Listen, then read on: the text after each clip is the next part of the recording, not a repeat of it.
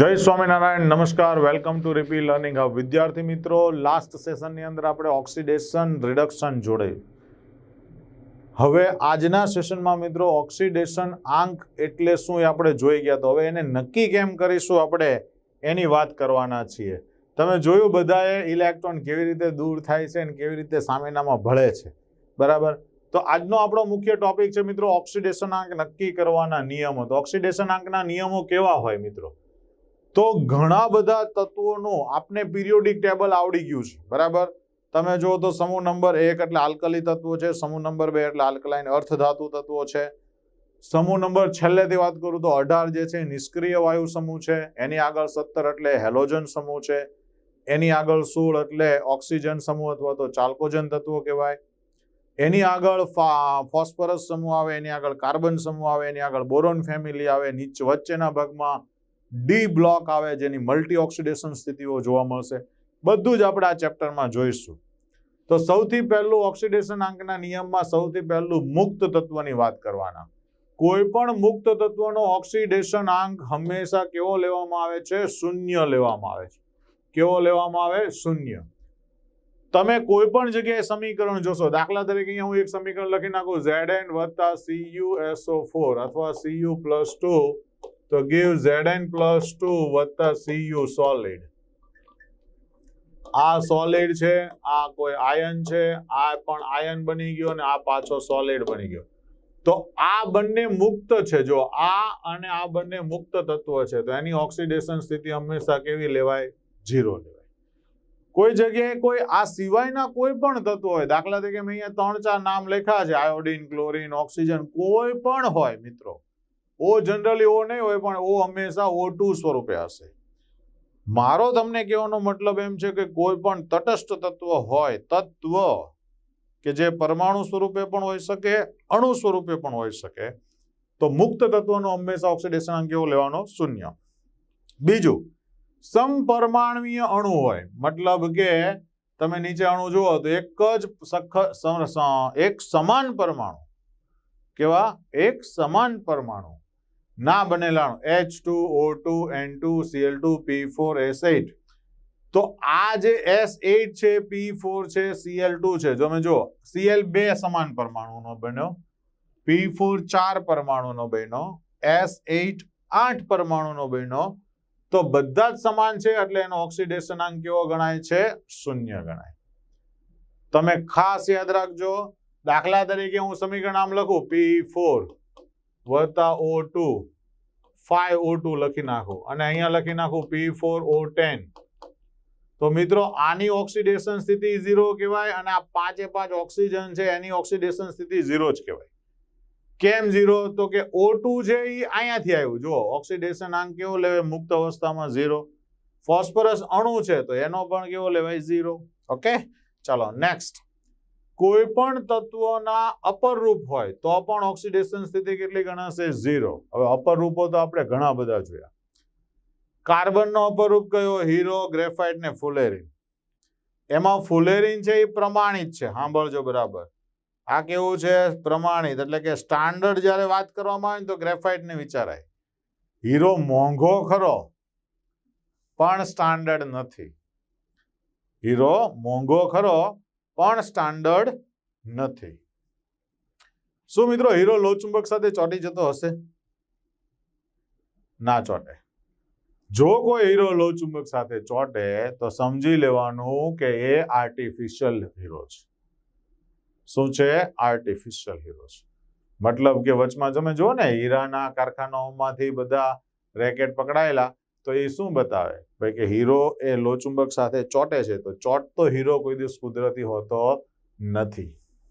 ચાલો, sulphur. Sulphur એટલે આમ જનરલી આપણે S8 લખીએ પણ આપણે અહીંયા સલ્ફરના અપર રૂપની વાત કરીએ. રોમ્બિક સલ્ફર અને મોનોક્લિનિક સલ્ફર, આ બધા જ જે છે એ અપર રૂપ છે. આની અંદર પણ રોમ્બિક જે છે એને સ્ટાન્ડર્ડ સ્વીકારવામાં આવેલું છે, એટલે કે એ પ્રમાણિત સ્વરૂપ છે. તો મારો કહેવાનો મતલબ એમ છે મિત્રો, કોઈ પણ તત્વના અપર રૂપ હોય તો પણ એની ઓક્સિડેશન સ્થિતિ કેટલી ગણાય? 0 ગણાય. ચાલો હવે વાત કરીએ મિશ્ર ધાતુ. દાખલા તરીકે પિત્તળ મિશ્ર ધાતુ છે મિત્રો, એ કોપર અને ઝિંકની બનેલી છે.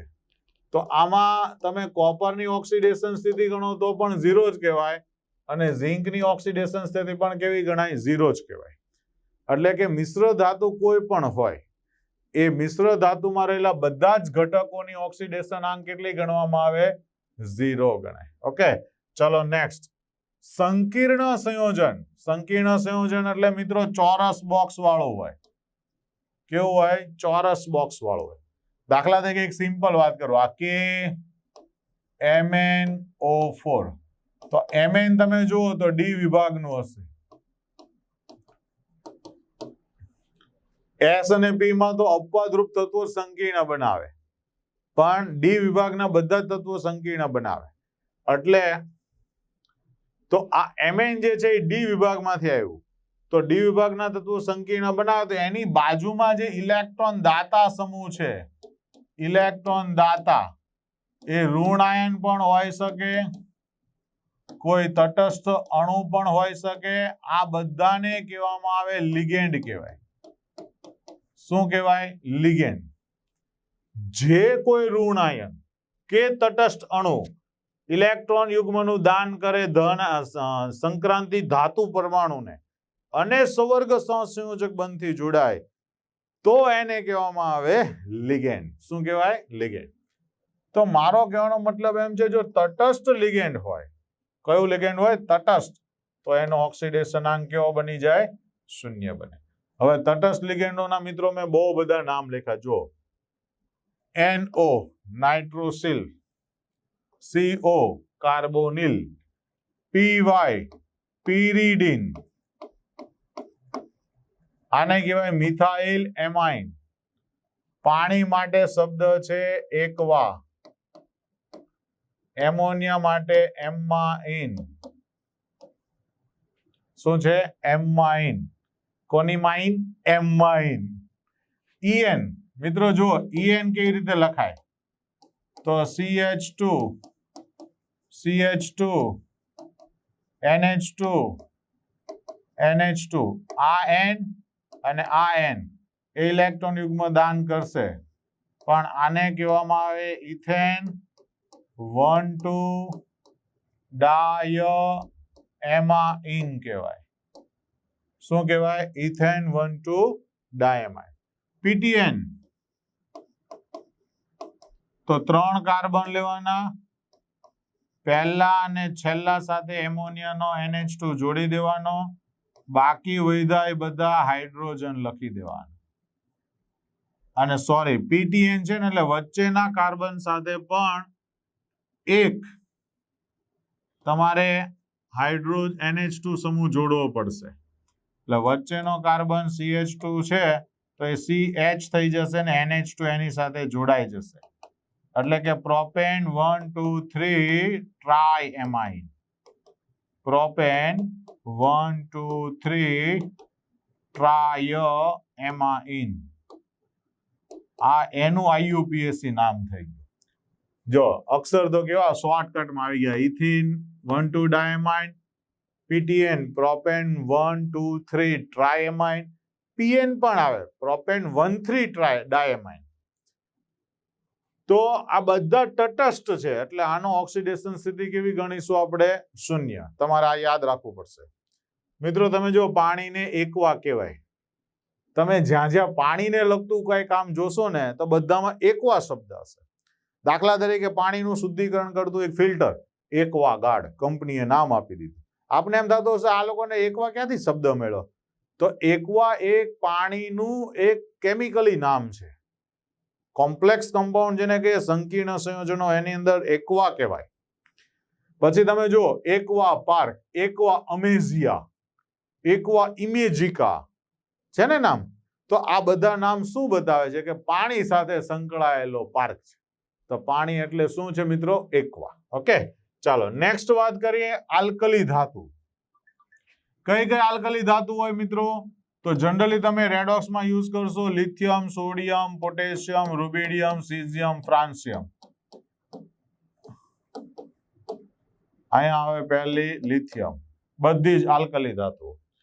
આલ્કલાઇન અર્ધ ધાતુ સમૂહ નંબર 2 બેરિલિયમ, મેગ્નેશિયમ, કેલ્શિયમ, સ્ટ્રોન્શિયમ ને બેરિયમ, આ બધા સમૂહ નંબર 2. તો આની ઇલેક્ટ્રોન રચના તમને ખબર છે 1s1 છે અને આની ઇલેક્ટ્રોન રચના 1s2 છે. તો આ લોકો બાહ્યતમ કક્ષામાંથી 1 ઇલેક્ટ્રોન ગુમાવશે અને આ લોકો બાહ્યતમ કક્ષામાંથી 2 ઇલેક્ટ્રોન ગુમાવશે. તો કહેવાનો મતલબ એમ છે કે આ સમૂહ નંબર 1 છે, આ સમૂહ નંબર 2 છે. તો જે સમૂહ નંબર 1 છે એ લોકો 1 ઇલેક્ટ્રોન ગુમાવે, જે સમૂહ નંબર 2 છે એ લોકો 2 ઇલેક્ટ્રોન ગુમાવે. એ લોકો એટલે કોણ ભાઈ? ધાતુ. ચાલો નેક્સ્ટ વાત કરીએ. હાઇડ્રોજનના બધા જ સંયોજનો. મિત્રો હાઇડ્રોજન એવું તત્વ છે કે સામેવાળાને જોવે. જો આપણે જીવનમાં એક મંત્ર તો શીખવા જેવો કેમિસ્ટ્રીમાંથી, सामने वाला ढीला तो चप ऊपर चढ़ जाने का, सामने वाला ढीला तो ऊपर चढ़ने का, और सामने वाला बहुत सख्त और गर्म तो ढीला पड़ जाने का.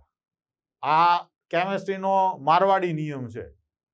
हाँ, તમારે ધ્યાન રાખવાનું. જો કોઈ સામેની ધાતુ ઢીલી પોચી હોય, મતલબ કે ઓછી વિદ્યુત ઋણ હોય, તો ઇલેક્ટ્રોન લેવો જ પડશે, ચાલશે જ નહીં.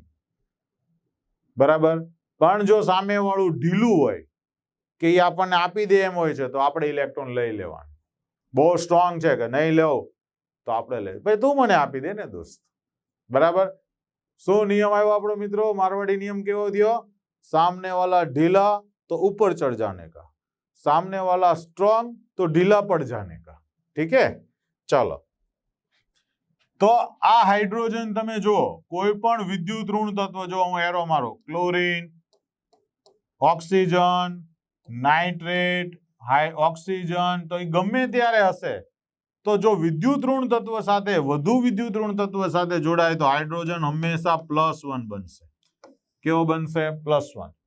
પણ સમૂહ નંબર 1 કે 2 ના તત્વો સાથે જોડાય કે આ લોકો ઇલેક્ટ્રોન આપવામાં જ સમજે, આ કોઈ દી લે નહીં. મેં મારી લાઈફમાં હજુ સુધીમાં સોડિયમ માઇનસ થતું હોય ને એવું કોઈ સંયોજન મેં નથી જોયું કે જ્યાં સોડિયમ માઇનસ બને જ નહીં. એ લોકો ઇલેક્ટ્રોન આપે જ. કુદરતથી વિરુદ્ધ જવાનો પ્રયત્ન મિત્રો ક્યારેય નહીં કરવાનો, ક્યારેય નહીં થાય. કેમ કે તમે થાકી જશો. પવન આમ સામે આવતો હોય તો ચૂપચાપ ઊભું રહી જવાય, કા પાછી પવનની દિશામાં ચાલવા મળે. તમે પવનની દિશાથી વિરુદ્ધ દિશામાં સાયકલ લઈને દોડાવો તો પરસેવો વળે. એ તો ચોખ્ખી જ વાત છે. રેડી? એટલે હાઇડ્રાઇડ સંયોજન જે છે, હાઇડ્રાઇડ એટલે કોણ? સમૂહ નંબર 1 અને સમૂહ નંબર 2 ના સાથે હાઇડ્રોજન જોડાય તો આ સમૂહ નંબર 1 પ્લસ બને, હાઇડ્રોજન માઇનસ બને. સમૂહ 2 હોય તો એ બધા તત્વો +2 બને, હાઇડ્રોજન માઇનસ બને. સમૂહ નંબર 3 નું આ એક એલ્યુમિનિયમ વાળું અપવાદ છે, એલ્યુમિનિયમ +3 બને, હાઇડ્રોજન -1 બને. તો આટલી વાત બરાબર મગજમાં બેસી ગઈ હશે. ચલો મિત્રો, નવો ટોપિક, નવો પોઈન્ટ લઈએ. ઓક્સિજનનો ઓક્સિડેશન આંક. તો ઓક્સિજનનો ઓક્સિડેશન આંક જે છે એ છે -2. તમે જો તો H2O માં લઈ લો, CO2 માં લઈ લો, CO માં લઈ લો. આવા તો અઢળક સંયોજનો છે આપણી પાસે. દાખલા તરીકે તમારે હજુ આ વગેરેને કાઢી નાખવું અહીંથી અને તમારા માટે વધારે લખવા હોય તો HNO3 લખી શકાય, NaOH લખી શકાય, H2SO4 લખી શકાય, જ્યાં ઓક્સિજન કેવું છે? -2. તમને જેટલા આવડતા હોય ને 99% બધા -2 વાળા જ હશે. તમને એમ થાય કે આ બધામાં કેમ -2 છે, પણ -2 જ આવતા હોય. એ એનો જનરલ છે. દાખલા તરીકે હું MgOH ટ્વાઇસ લખું તો પણ O -2 જ આવે. રેડી? ચાલો, અપવાદ નંબર પહેલો, પેરોક્સાઇડ સંયોજન. પેરોક્સાઇડમાં હંમેશા ઓક્સિજન -1 હોય. કેવું હોય? -1. જ્યાં O2 ઉપર -2 થતું હોય ત્યાં હંમેશા ઓક્સિજન કેવો હશે? -1 હશે. અને -1 હોય એ હંમેશા પેરોક્સાઇડ હોય. આને કહેવાય સોડિયમ પેરોક્સાઇડ. આને કહેવાય હાઇડ્રોજન પેરોક્સાઇડ. તમે જો સોડિયમ +1 છે તો આ આખું O2 -2 થાય. હાઇડ્રોજન +1 છે તો આ આખું O2 -2 થાય. આ હાઇડ્રોજન આ જે છે એ +1 થાય એટલે આ આખું O2 -2 થાય. -1 તો ઓલરેડી હતું ને, HO2-. જોજો, ચેક કરો, HO2-. હવે મારે આ ઓક્સિજનની ઓક્સિડેશન સ્થિતિ ગણવી છે એટલે નાના બાળકોની જેમ ગણવાનું. હાઇડ્રોજનની ઓક્સિડેશન સ્થિતિ આ કૌંસમાં 2 વખત આ ઓક્સિજનની ઓક્સિડેશન સ્થિતિ બરાબર થવું જોઈએ -1. તો હાઇડ્રોજનનો +1, આની હું ધારી લઉં x તો -1, તો 2x બરાબર -1 એટલે -2, તો x બરાબર -1 આવી ગયું કે નહીં જુઓ છે. ચાલો બેરિયમ પેરોક્સાઇડ, જો આ સૌથી મોસ્ટ આઈએમપી સૂત્ર છે. પરીક્ષાની અંદર આવું સવાલ પૂછાવાના ચાન્સીસ વધુ. બેરિયમ +2 થાય એટલે O2 -2 થાય. મિત્રો બેરિયમ પેરોક્સાઇડ છે, આ સૂત્રનું નામ પણ તમારે યાદ રાખવું જોઈએ. બેરિયમ પેરોક્સાઇડ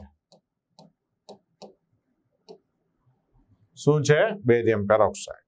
ચલો નેક્સ્ટ સુપર ઓક્સાઇડ. સુપર ઓક્સાઇડમાં ઓક્સિજન ઉપર કેવો ચાર્જ હોય છે? -1. O2 પર -1 એટલે એક ઓક્સિજનનો કેટલો થશે? -1/2. રેડી? તો potassium super oxide, caesium super oxide, બંને સુપર ઓક્સાઇડમાં ઓક્સિજનની ઓક્સિડેશન સ્થિતિ કેટલી ગણવાની? -1/2. ઓકે, ચલો એની પછી આવે ઓઝોનાઇડ.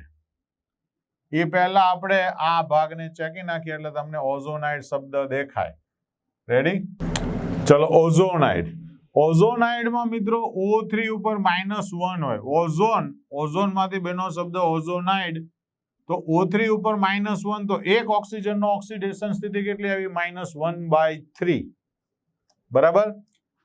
તો ઉદાહરણ તરીકે છે પોટેશિયમ ઓઝોનાઇડ. જો સાંભળજો, આ છે પોટેશિયમ સુપર ઓક્સાઇડ, આ છે પોટેશિયમ ઓઝોનાઇડ, આ છે સોડિયમ પેરોક્સાઇડ. બરાબર? અહીંયા K2O2 લખ્યું હોત તો પોટેશિયમ પેરોક્સાઇડ. જો potassium peroxide, potassium super oxide ને પોટેશિયમ ઓઝોનાઇડ. પેરોક્સાઇડમાં -1, સુપર ઓક્સાઇડમાં -1/2 અને ઓઝોનાઇડમાં -1/3. એટલે ઓક્સિડેશન સ્થિતિ શું થાય? નાની થતી જાય. ઓકે, ચલો નેક્સ્ટ વાત કરીએ ફ્લોરિન સાથે. દાખલા તરીકે OF2 બનાવ્યો મિત્રો, તો OF2 છે ને એમાં ફ્લોરિન તો હંમેશા -1 જ લેવાનો આવે. કેવો લેવાય? -1. ચલો ગણીએ. OF2, O ને ધારી લો X, બંને ફ્લોરિનની ઓક્સિડેશન સ્થિતિ -1, તો X -2 બરાબર 0, તો X બરાબર +2 થશે. તો એનો મતલબ એમ કે આ ઓક્સિડેશન સ્થિતિ ઓક્સિજનની કેવી આવી? પોઝિટિવ આવી.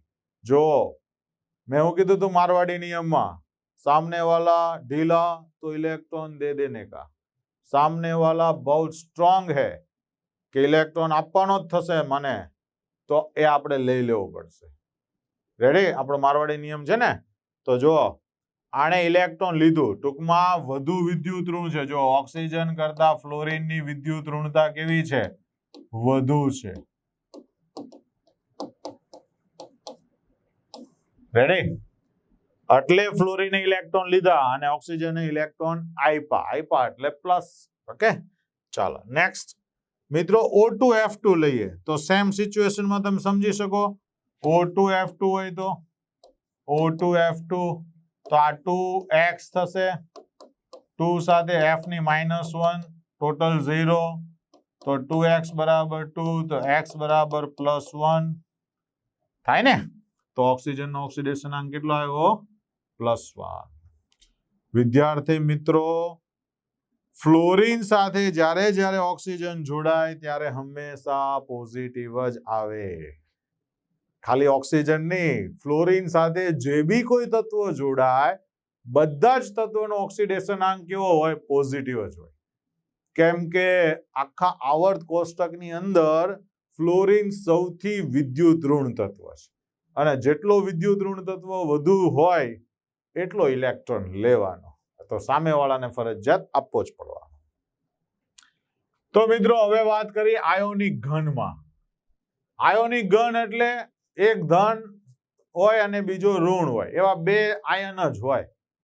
તો આવા સંજોગોમાં કેવું થાય કે જે ધન આયન છે એનો ધન વીજભાર, એનો ઓક્સિડેશન આંક બને, ઋણ આયન છે તો ઋણ વીજભાર, એનો ઓક્સિડેશનાંક બને. તો મિત્રો આપણે જોઈએ દાખલા તરીકે Na+ ને Cl- છે, તો Na+1 બન્યું તો +1 ઓક્સિડેશન સ્થિતિ, Cl- 1 બન્યું તો -1 ઓક્સિડેશન સ્થિતિ. દાખલા તરીકે એલ્યુમિનિયમ ક્લોરાઇડ છે તો એલ્યુમિનિયમ +3 બને એટલે એનો ઓક્સિડેશનાંક કેવો ગણાય? +3. Cl- 1 બને તો એનો ઓક્સિડેશનાંક કેવો ગણાય? -1. એવી જ રીતે મિત્રો માન લો કે MgCl2 લખ્યું છે તો Mg+2 છે તો +2, Cl- 1 છે તો -1. ઓકે, માની લો કે આપણે આમ લખ્યું છે SiBr4. હવે તમે મને કોઈ કહેશો,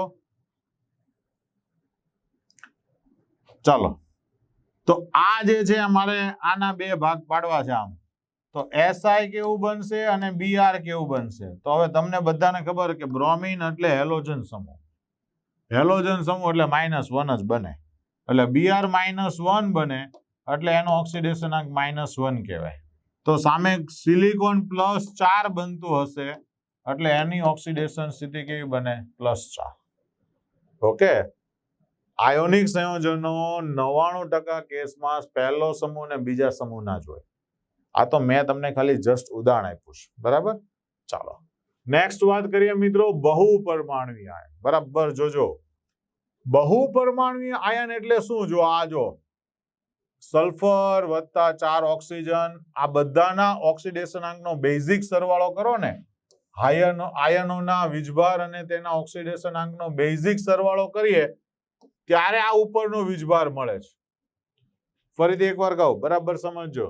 બહુપરમાણુય આયનોના બધા જ હાજર જેટલા ઘટક પરમાણુઓ હોય એનો કુલ વીજભાર એ તમામ ઘટકોના ઓક્સિડેશનાંકના બેઝિક સરવાળા જેટલો હોય છે. આ સ્ટેટમેન્ટને બરાબર યાદ રાખજો કે બધા જ હાજર આયનનો વીજભાર એ તેના ઓક્સિડેશનાંકના બેઝિક સરવાળા જેટલો હોય. એનો મતલબ એવો થયો, તમને હું આની અંદર સમજાવું. દાખલા તરીકે ફોસ્ફરસનો ઓક્સિડેશન સ્થિતિ છે +5. કેમ? તો ફોસ્ફરસનો સમૂહ નંબર 15, એનો પરમાણુ નંબર એનો તો 15 જ છે. પ્રોટોન એમાં કેટલા? 15 ને? તો પ્રોટોન 15 એટલે ઇલેક્ટ્રોન 15, તો 2, 8 અને 5, તો છેલ્લા 5 ગયા તો +5 બનશે. દરેક ઓક્સિજન છે એ -2 ચાર્જ ધરાવે. હવે તમે ગણો આવા કેટલા છે? 4 વખત છે, તો આ +5 + 4 × 8 બરાબર વધ્યું -3, જેને અહીંયા ઉપર ચડાવ્યું. ચાલો કાર્બનમાં વિચારીએ. કાર્બનનો સમૂહ નંબર કયો? તો કે 14, એટલે એ +4 બનશે. ઓક્સિજન જે છે એ તો -2 જ હોય જનરલી, તો 4 માંથી 6 જાય તો વધ્યા -2, એને અહીંયા ઉપર ચડાવ્યું. ચલો આમાં વિચારીએ. હાઇડ્રોજન +1 હોય, કાર્બન +4 હોય, ઓક્સિજન -2 હોય, તો 1 + 4 - 6 = -1, તો એને અહીંયા ઉપર ચડાવ્યું. જોઈ શકો છો ને? ચલો સલ્ફર એટલે 16મો સમૂહ, તો એ +6 હોય, +4 × 2 - 8 થાય, તો 6 માંથી 8 જાય એટલે -2 વધે, અહીંયા ઉપર ચડાવ્યું છે ને? હાજર બધા જ હાજર આયનો જે છે એના કુલ ઓક્સિડેશનાંકનો બેઝિક સરવાળો કરો એટલે કુલ વીજભાર બની જાય. ઓકે, ચાલો સવર્ગ સહસંયોજક બંધ હોય. સવર્ગ સહસંયોજક બંધ કહેવાય કોને મિત્રો? સૌથી પહેલો સવાલ તો એ થાય. તો તમે બધા કેમિકલ બોન્ડિંગમાં ભણીને આવ્યા કે સવર્ગ સહસંયોજક બંધ એટલે શું? તો કે એક પરમાણુ ઇલેક્ટ્રોન યુગ્મ આપીને બીજો સ્વીકારે, એને સવર્ગ સહસંયોજક બંધ કહેવાય. તો માની લો કે કોઈ એ પરમાણુ હોય, એ ઇલેક્ટ્રોન યુગ્મ આપતો હોય NH, તો એક A+ બને અને બીજો A- બને. બરાબર સમજજો. બી ની વિદ્યુત ઋણતા વધુ છે. જો અમે અહીંયા એવું સ્વીકાર્યું છે, બરાબર જોજો. સવર્ગ સહસંયોજક બંધમાં વિદ્યુત ઋણતા કોની વધુ છે? તો કે બી ની A કરતા વધુ છે. જો એ પોતે એને ઇલેક્ટ્રોન યુગ્મ આપે તો 1 + 2 તો બીજો -2 બને. આપણે 2 ના હિસાબે વિચારીએ છીએ, 1 ના હિસાબે બી વિચારી શકાય. બી ને ઇલેક્ટ્રોન યુગ્મ આપે તો 1 + 2 તો બીજો -2 બને. પણ જો એ બી ને ઇલેક્ટ્રોન યુગ્મ આપે તો બી વધુ વિદ્યુત ઋણ છે એટલે એ +2 બને અને બી -2 બને. શું આવું બની શકે ખરું? તો કે આ બને નહીં. કેમ? તો કે બી ની વિદ્યુત ઋણતા વધુ છે એટલે એ હંમેશા ઇલેક્ટ્રોન યુગ્મને ખેંચે. ઓકે, તો આ થયા મિત્રો વિદ્યુત ઋણતા ને આધારે પણ નક્કી કરી શકાય. તો ઓક્સિડેશનાંક નક્કી કરવાના ઘણા બધા નિયમો જોયા. હવે આપણે એને માટેના કેટલાક ઉદાહરણનો અભ્યાસ કરીએ, જેમાં બધાની નીચે મેં એક અંડરલાઈન કરી છે. અત્યાર સુધીના જેટલા નિયમોનો આપણે અભ્યાસ કર્યો હોય બધા જ નિયમોને આપણે અહીંયા એપ્લાય કરશું એક સાથે. ઓકે, ચલો. તો આપણો પહેલો જ નિયમ છે કોબાલ્ટ NH3 6 ટાઈમ્સ Cl2 ને Br-. વિદ્યાર્થી મિત્રો, મેં પહેલું જ સંકીર્ણ સંયોજન લીધું છે. ચાલો, કોબાલ્ટનો ઓક્સિડેશનાંક ધારી લો x, 6 વખત એમોનિયા લિગેન્ડનો ઓક્સિડેશનાંક વત્તા 2 ક્લોરીનનો ઓક્સિડેશન સ્થિતિ વત્તા બ્રોમિનની ઓક્સિડેશન સ્થિતિ, ટોટલ 0. ચાલો, તો માટે એમોનિયા તટસ્થ લિગેન્ડ છે એટલે ઓક્સિડેશન 0 આપણે ભણીને આવ્યા. હેલોજન બધા -1 જ હોય જો ઓક્સિજન સાથે જોડાયા ન હોય તો એનો મતલબ એમ થયો કે 0 -2 -1 0 તો x બરાબર થાય 3. એટલે આની ઓક્સિડેશન સ્થિતિ છે 3. ચાલો બીજું ગણીએ મિત્રો. NaCl4, Na ની ઓક્સિડેશન સ્થિતિ Cl ની ધારી x, 4 વખત ઓક્સિજનની ઓક્સિડેશન સ્થિતિ, ટોટલ 0. ટોટલ 0 ક્યાંથી આવે છે? ઉપર કઈ છે નહીં એટલે. ચલો, આ સોડિયમ ઓલવેઝ +1, આ -2 તો x -7 તો x બરાબર 7. જોઈ લો. આપને એમ થતું હશે હાલું હેલોજન અહીંયા તમે જુઓ તો -1 લીધું હતું તો અહીંયા તો પ્લસ આવ્યું. કેમ? તો કે ઓક્સિજન સાથે જોડાયેલું જો છે ને. ચાલો નેક્સ્ટ વાત કરીએ NH4NO3 મિત્રો. આમાંથી બે ભાગ પડે, NH4+ બને અને NO3 -1 બને. હવે આપણે પહેલા NO3 નું આ ગણી કાઢીએ તો આને ધાર્યું x, 3 વખત ઓક્સિજનની -2 અને ઉપરનો -1 જે અહીંયા છે ને આ એ અહીંયા લખી દીધું -1 તો x -6 -1 x બરાબર 6 - 1 તો x બરાબર 5 પ્લસ જોજો +5 આવ્યું એટલે આ કેવું આવ્યું +5 દેખાય છે ને. હા, ચાલો હવે આને ગણીએ તો x એટલે આ NH3 ના n નો x, 4 વખત હાઇડ્રોજન બરાબર +1 તો હાઇડ્રોજન તો ઓલવેઝ +1 જ છે. ખાલી સમૂહ નંબર 1 અને 2 સાથે જ કેવું આવશે -1 તો આ x વત્તા 4 તો x બરાબર 1 - 4 = -3. તો તમે જુઓ તો અહીંયા -3 આવ્યું. તો આના ઉપરથી આપણને એમ ખ્યાલ આવી ગયો કે નાઇટ્રોજન એક જ સંયોજનોમાં બે અલગ અલગ ઓક્સિડેશન સ્થિતિ ધરાવે છે. તમે જુઓ. ચાલો અહીંયા વિચારીએ H2S2O8 બરાબર જોજો H2S2O8 તો હાઇડ્રોજન વિચારીએ તો મિત્રો 2 કૌંસમાં હાઇડ્રોજનની ઓક્સિડેશન સ્થિતિ, 2 કૌંસમાં સલ્ફરની ઓક્સિડેશન સ્થિતિ, 8 કૌંસમાં ઓક્સિજનની ઓક્સિડેશન સ્થિતિ. થોડું લોજિક બી દોડાવવાનું હે, આમ ગણ્યા નહીં કરતા.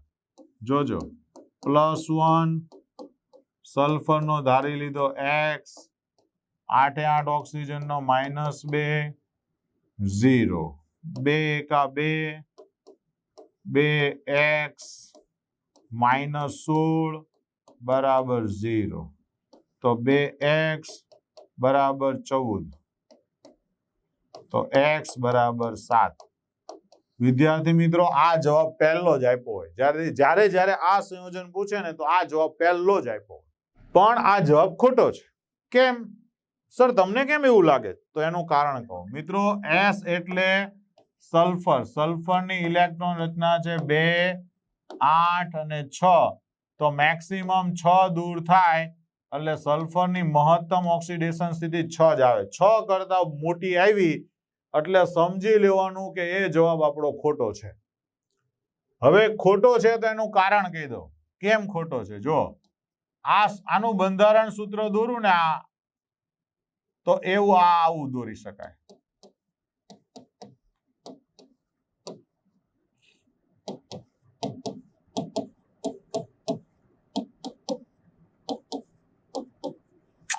વચ્ચેનું આ જે છે એ પેરોક્સાઇડ છે.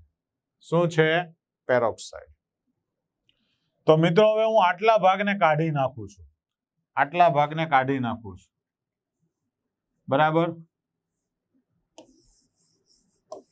આ તમારી નજર સામે જ છે. મેં પેલા જાણી જોઈને જ ખોટું ગણ્યું. મને ખબર હતી કે મોટા ભાગે વિદ્યાર્થીઓ છે એ આવી ભૂલ કરવાના છે, એટલે જ મેં ખોટું ગણ્યું અને તમને એ બી કીધું કે દર વખતે સીધો જવાબ નહીં ચોઈસ કરવાનો.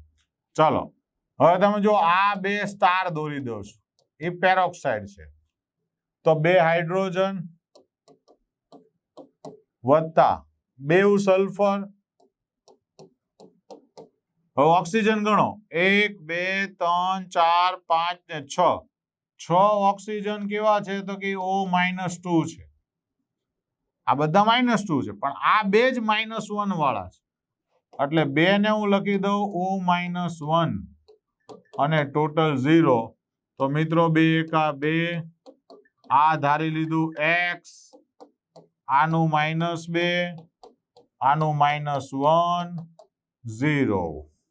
તો 2 એકા 2, 2x, 6 દુ 12, 2 એકા 2, 12 ને 2 14 માંથી 2 ગયા તો આ 2 ઉડી ગયા. તો 2x બરાબર 12, તો x બરાબર 6. જ્યારે તમારી ગણતરીમાં સલ્ફરની ઓક્સિડેશન સ્થિતિ 6 કરતા વધે એટલે સમજી જ લેવાનું તમારી ભૂલ છે. ઓકે, ચાલો તો હવે નવા ઉદાહરણો લઈએ મિત્રો. આ 4 ઉદાહરણ બીજા છે, તો આપણે 4 એ 4 ગણીએ. તો CH3 કાર્બનિક સમૂહની અંદર CH3 છે ને મિત્રો, એ હંમેશા આવી રીતનું હોય છે. CH3 જે છે એ સલ્ફર સાથે આવી રીતે જોડાયેલું છે. તો આ CH3+1 હોય, આ CH3+1 હોય, આ હોય -2. તો વિદ્યાર્થી મિત્રો સલ્ફરની ઓક્સિડેશન સ્થિતિ કેવી આવે? 0 આવે. રેડી? આ એક શોર્ટકટ રીત છે. ચાલો KI3, K વત્તા 3 વખત I, ઓક્સિડેશન આંકનો સરવાળો કેવો? 0. તો આ છે +1, 3 વખત -1 બરાબર 0. આપણે I નો તો શોધવાનો જ મિત્રો, બરાબર? એટલે I ને આપણે મૂકીશું નહીં. તો 3I બરાબર -1, તો I બરાબર -1/3. રેડી? IF5 તમે જો અહીંયા હું લખી દઉં છું IF5, એમાં I ને ગણીએ. તો આને ધાર્યો x, ફ્લોરિનના 5 ફ્લોરિન -1, તો 5 છે એટલે IF7 હોત તો 7 મળત. જો આવું પણ બની શકે IF7, તો I ને ધારી લઈએ આપણે x ને 7 વખત -1 ફ્લોરિનની, તો આપણને x બરાબર કેટલો મળી જાત? 7. રેડી? ચાલો નિકલની લઈએ. નિકલની ધારી x, 4 વખત કાર્બન મોનોક્સાઇડ લિગેન્ડ છે અને એ પણ કેવો છે? તટસ્થ છે. તો એની તો 0 જ લેવી પડશે. તો 0 લઈએ તો આ x પણ કેટલો મળી જાય? 0. મતલબ કે નિકલ ટેટ્રા કાર્બોનિલ માં નિકલની ઓક્સિડેશન સ્થિતિ કેવી? 0. ચાલો હજુ આપણી પાસે બીજા 2-3 ઉદાહરણો છે મિત્રો. KO2 છે, બરાબર જોજો. KO2 KO2 એમાં O ની ઓક્સિડેશન સ્થિતિ ગણવાની છે તો K એટલે +1 કેમ કે સમૂહ નંબર 1 2 ટાઈમ x બરાબર 0 2x બરાબર -1 x બરાબર -1/2 તમે જોઈ શકો છો હું એકદમ સ્પીડમાં ગણી શકું તમે પણ પ્રેક્ટિસ કરશો મારી જોડે એટલે તમારી પણ આટલી સ્પીડ આવી જ જશે ચલો આમાં આપણે ફોસ્ફરસ ને ઓક્સિડેશન સ્થિતિ ગણીએ તો 2 વખત હાઇડ્રોજન મિત્રો વત્તા x 2 વખત ઓક્સિજન બરાબર -1 જો આ ઉપરનું -1 હોય ને એ હંમેશા સામે જાય તો 2 વખત હાઇડ્રોજન નો +1 આ x 2 વખત -2 બરાબર -1 તો 2 એકા 2 -2 દુ 4 બરાબર -1 x -2 બરાબર -1 x બરાબર +1 રેડી થઈ ગયું મિત્રો તો કહેવાનો મતલબ એમ છે કે અહીંયા ફોસ્ફરસની ઓક્સિડેશન સ્થિતિ કેટલી છે +1 છે ઓકે ચાલો તો હજુ બીજા 2-3 ઉદાહરણો મિત્રો આપણે અહીંયા મારી રીતે હું લખું છું તમે જોજો MnO4- છે ચલો Mn ની ઓક્સિડેશન સ્થિતિ ગણીએ તો આ x થાય 4 - 2 બરાબર -1 લખાશે કેમ કે અહીંયા ઓક્સિડેશન સ્થિતિ ઉપર જો ટોટલ કેટલી છે -1 છે કેટલી છે -1 છે તો આ -8 બરાબર -1 તો 8 - 1 બરાબર +7 થશે રેડી Cl4 છે જો કાર્બન ગણો તો કાર્બન x ધારો 4 ક્લોરીન ની -1 બરાબર 0 તો x બરાબર +4 થશે વિદ્યાર્થી મિત્રો કેટલા એવા પ્રશ્નો છે કે જે આપણે આમાં ગણવાના છે બીજા 2-3 વાત કરું ક્રિયાશીલ સમૂહોની માન લો કે આલ્ડીહાઇડ સમૂહ છે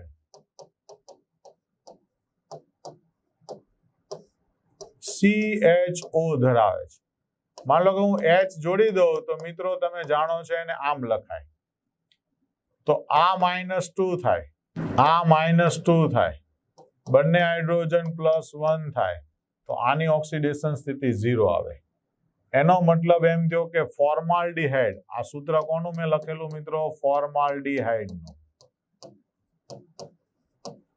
એમાં કાર્બનની ઓક્સિડેશન સ્થિતિ કેવી થઈ 0 પણ માની લો કે CH3 લખ્યું હોત તો શું થતે જો કાર્બન સાથે કાર્બન જોડાય તો આ ભાગની ઓક્સિડેશન સ્થિતિ 0 ગણાય હાઇડ્રોજન +1 ગણાય આ -2 ગણાય તો આ પણ કેવો ગણાય +1 એટલા માટે ખાસ નોંધ રાખવાની કે ફોર્માલ્ડિહાઇડ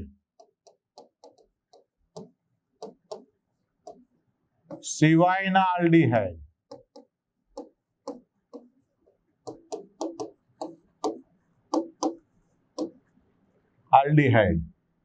માં CHO ના કાર્બનનો ઓક્સિડેશન આંક હંમેશા +1 આવે કેટલો આવે +1 આ 2 ઉદાહરણ પરથી મેં આવી નોંધ આપી છે ઓકે તો મિત્રો અહીંયા આપણે ઓક્સિડેશન આંકના નિયમોને સમાપ્ત કરીએ ફરી પાછા મળે ત્યાં સુધી ખુશ રહો સલામત રહો આનંદમાં રહો વિડીયોને મિત્રો વારંવાર જુઓ અને એને બરાબર સમજવાનો પ્રયત્ન કરજો નમસ્કાર તંદુરસ્તી આપ સૌની સારી રહે